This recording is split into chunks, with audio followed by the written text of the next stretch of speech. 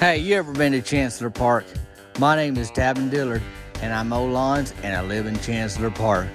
And this introduction to this week's podcast is a little different because I'm on the road, and I don't have my usual introduction here, but I thought, hey, I'm here. So I've been making YouTube videos since 2006. I transitioned over to the TikToks and the Instagrams and the whatnots. I'm glad you found me here. And now that's like the first introduction, the initial one. Now I'm going to send you over to myself for the real introduction. I'm glad you joined me. Bing, bing. Welcome to the Tavin Dillard Podcast, y'all guys. Season 3's episode 13. My name's Tavin Dillard. I'm Olons. I live in Chancellor Park. And I'm glad you joined me on this week of the podcast. It's like a radio show because it's for your ears what you listen to. Now, y'all probably know I've been on the road this week. I've been doing live shows now. As of this is coming out, it coming out. This episode is Tuesdays, and so tomorrow, Wednesdays, July 13th, will be a show in Hardy, Arkansas. But I already did Yukon, Oklahoma on Thursday, the 7th. That was a great turnout over there. It was a hoot of a time. Had some great food, great folks, took some pictures, probably shook some hands. I know that I did. I've been giving out high fives. And then I went to Newkirk, Oklahoma at the K County Amphitheater. That was a hoot. Now, if y'all follow me on the Instagrams, I've been posting them pictures of, them events. And then some of the stories on the TikToks, but mostly Instagrams has the kind of the recap pictures, if you follow me on there. And then that's how that go. I think I posted a little bit, information on the Facebooks too. And then folks have been texting me, and I've been trying to get with y'all because something happened at Conway's show. Now, the Conway show was great. Good turnout there. It's good to meet everybody. And then we did something we never did before in these shows, which is do a live stream. So folks all around the country could see the show kind of thing. So that was kind of fun. I enjoyed that. I don't know exactly who watched it completely or how many folks you invited over to watch it, but I hope the folks that seen it had a good time, and I still got Hardy, Arkansas to do. And at the Conway show, if you've seen that, if you live streamed it, then you'd know this, but otherwise, or if you were there in person, that for the first time, I had my new shirt. I just got that day, the day of the show, which was Saturday, July the 9th, which was the Early Bird Gets the Perm shirt. We've been talking about this for months, back in the spring, and then there was just some delays and whatever, and finally that old bird hatched, and we got the Early Bird Gets the Perm shirt. I draw the logo, Delandra and Gracie that manage it down there, they sisters, they approved it, and now it's on a shirt, and so that's available. I'll put that at the link in my show notes, and thanks for joining me on this podcast. This is what this is. And, Bee House honey, they got Tavin's honey from bees, which is a wonderful, delightful honey. It's a nectar, and it comes from the bees. And you can put that on all kinds of things. Dinner rolls that are softer than a baby angel's leg. And you can butter them too, and then butter and honey kind of thing. You can put it on fresh fruit. You can put it on toast. You can put it in your tea. You can do all kinds of things with that honey. But it comes from bees. My face is on the label. Thanks to Bee House for being part of this journey. Season 3 of the podcast that is wrapping up pretty soon. I do want to say I'll put a link to the live shows in the show notes today too, in case somebody wants to get to Hardy on the 13th to see that show at Hardy Junction Music Hall. But it's been a hoot so far. And I told y'all season 3's wrapping up, and buddy, is it days 2 episodes left in the season of the podcast. And y'all heard about the Q&A podcast?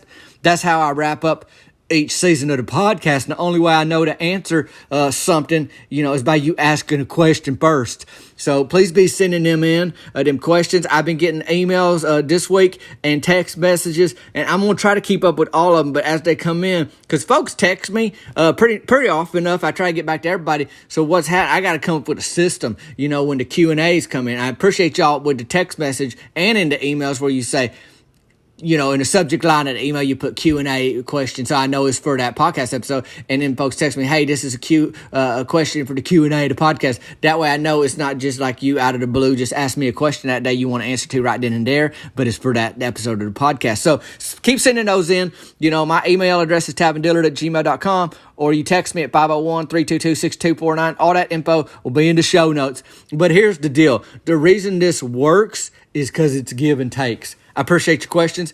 And, as you send them in, then I got something to do that last episode of the season. It's going to be a hoot, and you're going to help make it great, so I appreciate that. Now, I don't have to tell y'all that City Poo season is in full swing. Folks are going on vacation and traveling and doing family reunions. Me, I've been taking many vacations to the City Poo. And by many, I mean M-I-N-I and M-A-N-Y. And it's been a hoot. I've been getting in my work at the City Poo, got to stretch the haunches and then make the launches, as they say, or as I say. I ain't heard nobody else say that yet. Well, this week, Cricket and I decided to go on a date before the softball game. It had to be early afternoon because I don't like to play softball on full stomach. She's getting off work early at the nursing home, so I just rode my bike over there and met her right before she got off work. Then we was going to head over to Bickham's All-You-Can-Eat Catfish Buffet. Well, I get over there, and Dewey Morton tugs on my elbow before I even find Cricket, and he tells me he built a rabbit trap, and he wanted to show me. What do you say when a nursing home resident tells you that he wants to show you a rabbit trap that he built? That's right. You say, okay, Dewey, let's see that rabbit trap. Well, I figured he's going to take me to his room because where else would he build a rabbit trap? Dewey's in a pair of overalls and work boots. Really, they coveralls. You know about them. They good work clothes. He could pass as a worker who just happened to be on the property, which is just what happened over Christmas. If you heard my Christmas episode of the podcast last year, Rusty Tidwell dropped off the snow machine for the Winter Wonderland and assumed that Dewey worked there because he acted like he did. He just played the part. And Rusty's like, well, I guess this is the guy I dropped the snow machine off with. Well, it was not. Well, anyhow, I'm following Coverall Dewey down the hall, and he turns into the recreation area and then drops to his knees, and then he kind of waved me down there on the floor with him, like, come on over here. Well, here I am in the recreation room at a nursing home on my hands and knees, crawling behind Dewey Morton, a white-haired fellow with a ball cap on that says retired across the front, because he don't have a job no more, and we steady crawling under a ping pong table. So if you can imagine that, probably ain't too hard to do. You can see me right there, right behind Dewey, and we underneath the ping pong table. I done got waved down, and I don't know how it happened. I mean, he's easy to believe. I can see now why Rusty got caught up in the story around Christmas time where, Dewey's like, yeah, I'll take that. And he put that snow machine in a wheelchair and just wheeled it away because it's too heavy for a man his strength to be able to carry. But you got a wheelchair, you can take it just about anywhere you want to go. That's what happened. Well, anyways, it don't matter how I ended up here, because here I am. He waves me around next to him, like, looky here, he say. So we under that ping pong table. And he kind of being quiet, like he ain't making a big show out of this. He got down and he waved me over real quiet like he didn't say much. And then, we get under that thing. He's like, look here, he ain't yelling it for the whole world to see. But Dewey talks a little bit in a whisper. So I didn't know if this is a big secret or not. I don't mind that he do that. What I do mind is when he get close to me to talk. He wanted them fellas to either get you in a little bit of a headlock or puts his hand on your shoulder or, heaven forbid, behind your head. It's happened where you can't back away because their hand is on the back of your head, and then they lean closer and you trying to keep your mouth closed and not breathe out your nose, and then you do them real quick head nods, hope they done with their story soon so you can breathe again. You figure like the more I agree and the quicker I agree that this gonna be over. Well, he ain't talking now. He just waving me forward to look at his rabbit trap. It's a stick from a tree. I don't have to tell you where sticks come from, but that's what it was anyhow. And that stick, boy, I should grab a little sweet tea before I start talking here. That stick has got a string tied around it, and it's about 6 feet of string. And then he got a shoebox, and that stick hold up the shoebox. You see it now, don't you? Well, Dewey put his fingers to his lips like he want me to be quiet. Now, I was already being quiet, but now he's telling me it's really time to be quiet, I guess. So I'm quiet, and his eyes get wide, and he start mouthing words to me, and there ain't no way in the world that I'm going to know what he's mouthing, but I do know that I can nod. So that's what I do. About that time, Cricket walk into the recreation room and calls, Mr. Morton. I look at him. He look at me. Bink, bink. She didn't call my name, and he ain't answering, so I don't know what to do. So I don't do nothing. I'm waiting for him to say, here I am, but he don't. He just looking at me, and he bring that finger to his lips again like, be quiet.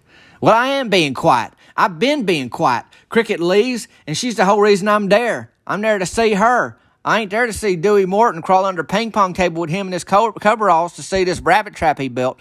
So, I was supposed to get a late lunch or early supper with Cricket. She about to clock out, best I could tell.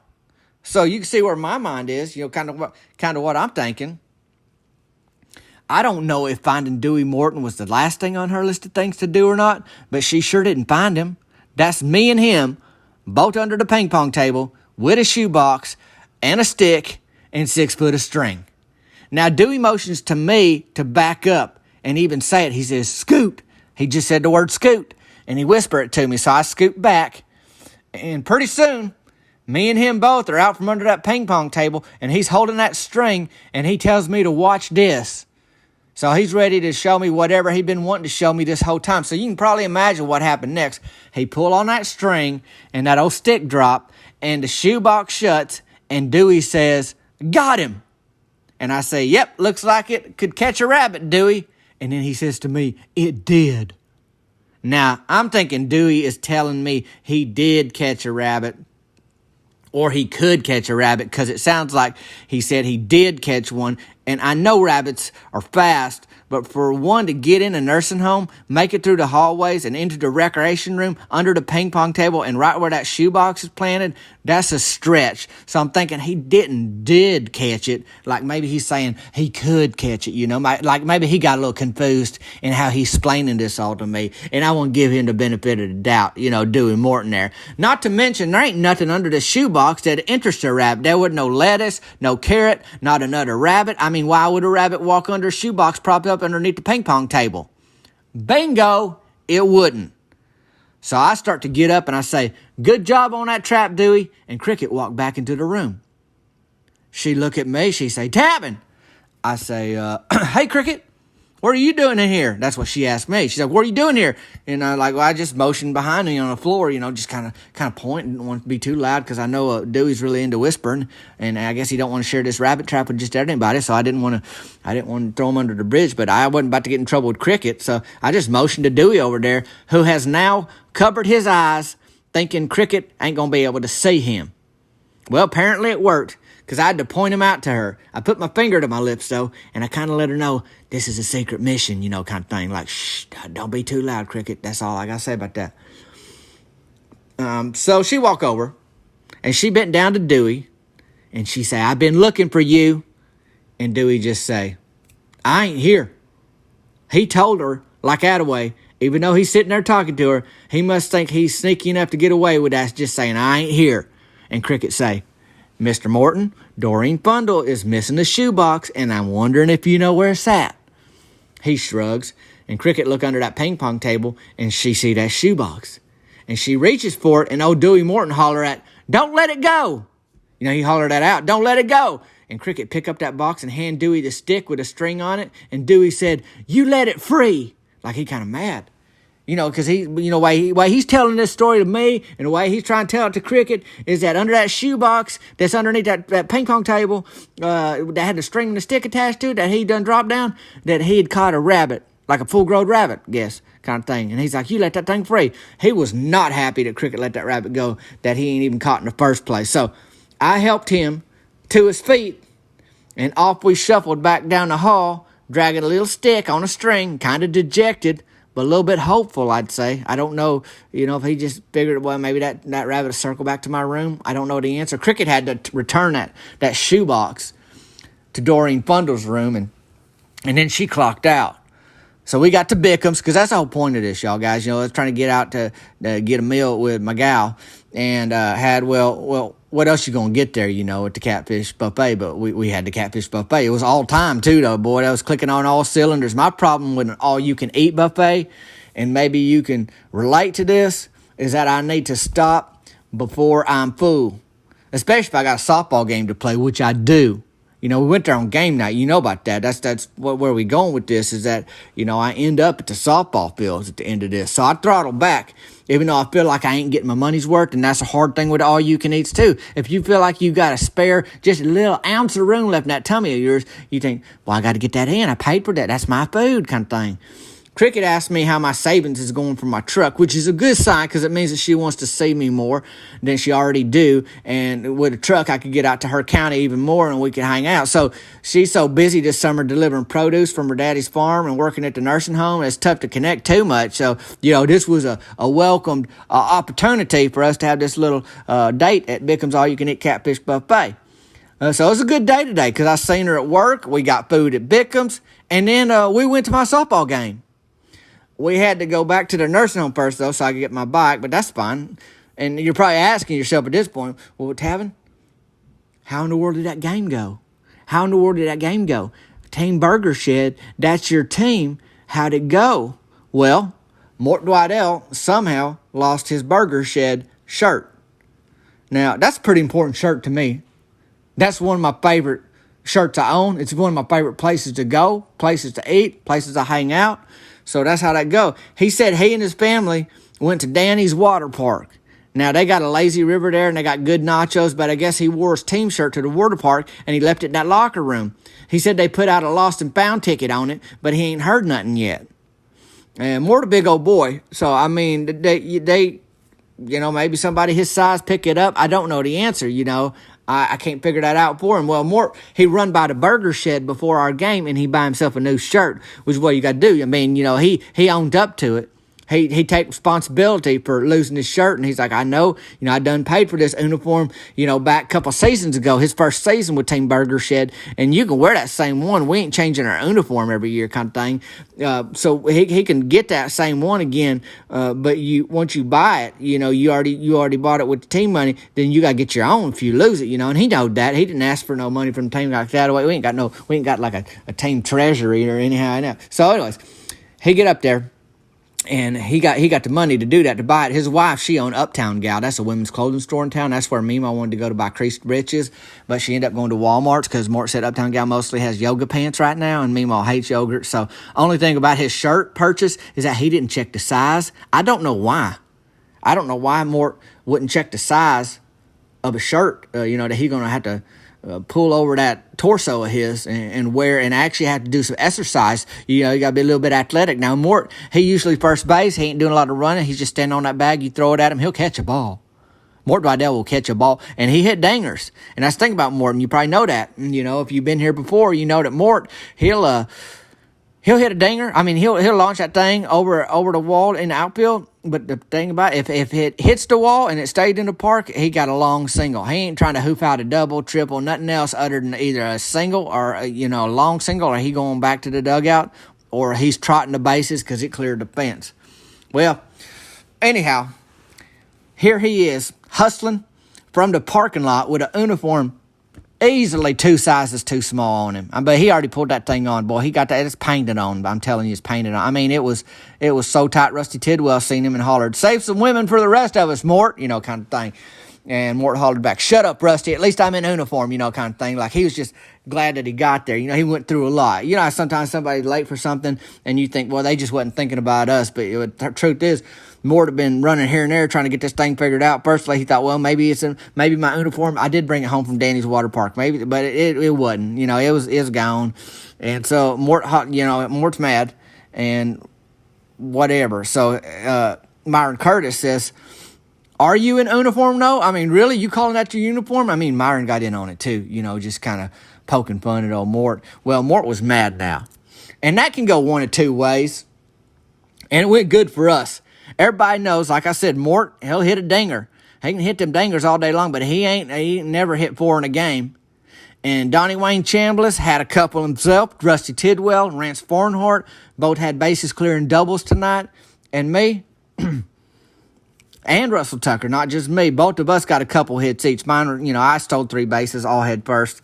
But them hits I got was singles. Here's the deal, y'all. Team Burger Shed, we won the game tonight, is 17 runs to 9 runs. And after the game, Rusty Tidwell said, "Hey, if you're going to play like that in a tiny shirt, maybe you get one size smaller for next week, Mort," kind of thing. Mort was still mad. Even after having a career night like this, the shirt was not comfortable. It was riding up in his armpits. It's bad. And he peeled that thing off, and there he was by himself. After that, just on next to the field, he's a portly, sweaty little chest-naked Mort Dwidell. oh, come on, Mort, you ain't got to do that here. We try like just seeing that whole scene was like, man, we was in good spirits because we won, but Mort can't get away with that. Anyways, it's like we all yelled in unison at him, and I saw Cricket spit out some food in her mouth sitting over there in the bleachers. Like, it took everybody off guard. Nobody expected Mort to do that. And Mort just stood there chest naked and said, "Who hit 4 dingers?" He made a good point. I mean, he did make a good point till his wife yelled, "Cover up, Mort. That ain't for everybody," kind of thing. So she came at him like that. He had to pull a T-shirt from his duffel bag that fit him, Maybe he's going to give the other one to one of the kids. I don't know. And I don't know if he's going to wait to hear about that lost and found ticket from Danny's Water Park. They do have good nachos. Or just go buy a uniform from Bud's this week that fits him. I just don't know. I don't know the answer to that. I mean, he can't give that one back. Bud don't take refunds on them shirts. And once he knows that Mort Dwidell played a full complete softball game in it, hit 4 dingers, rounded the bases, that ain't going to happen. But I do know this. This is what I do know. Team Burger Shed is now 3 wins to 1 loss and 1 tie. I know. That's 3s, 1s, and 1s. And that's pretty good. Turns out Cricket didn't spit out food she was eating at the game. She actually threw it up when Mort took his shirt off. So we went to Burger Shed for a little snack after because, well, I mean, come on. She's hungry. We had that Bickham's all-you-can-eat catfish buffet, but then we had to circle back to Bud's after that. It's a busy week, y'all. And I appreciate y'all joining me here on the Tab and Dillard podcast. I've been, on the road since that softball game. I've been making my rounds, meeting y'all on the road. I appreciate y'all that came out. Thank y'all for following me on Instagrams or TikToks, the YouTubes. We're putting out stuff, a lot going on. And this podcast is a big part of it, and it's been growing quite a lot, and I appreciate y'all joining me here. And like I said, hey, in my show notes, you're going to see that Bee House honey, with Tabby's honey from Bees. If you've been waiting to buy some, this is the week to do it. Check that out. Let me know what you think, and then you'll see the other things below. The Early Bird Gets a Perm shirt is ready, and then you can text me and just holler at me. I appreciate hearing from y'all, or email me. And again, we getting ready for that Q&A, and I need questions or I ain't got answers kind of thing.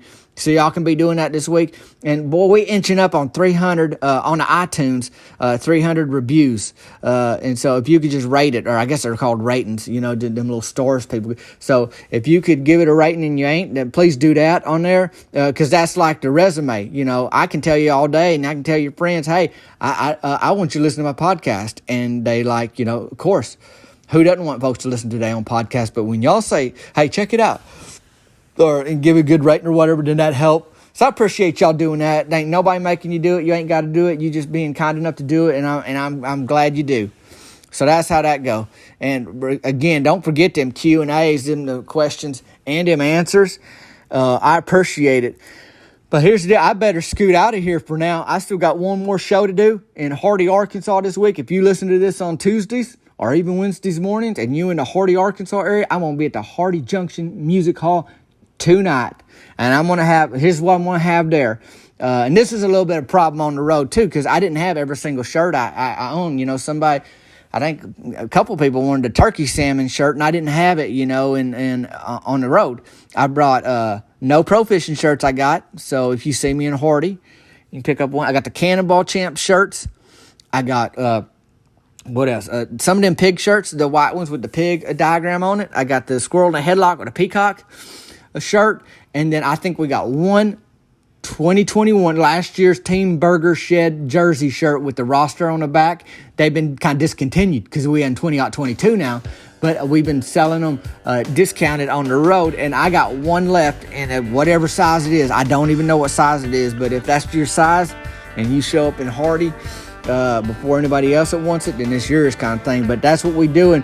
And so I'm on the road and not in my trailer this week, so I'm hoping I can find some sort of intro music. If the podcast sounds any different this week, it's because it is different, because I'm in the middle of, in between these shows and all that. So I better scoot out of here for now, but I do want to say, if you ain't lost your softball jersey at a water park this week, or lost a shoebox because somebody took it to build a rabbit trap, you're having a pretty good week.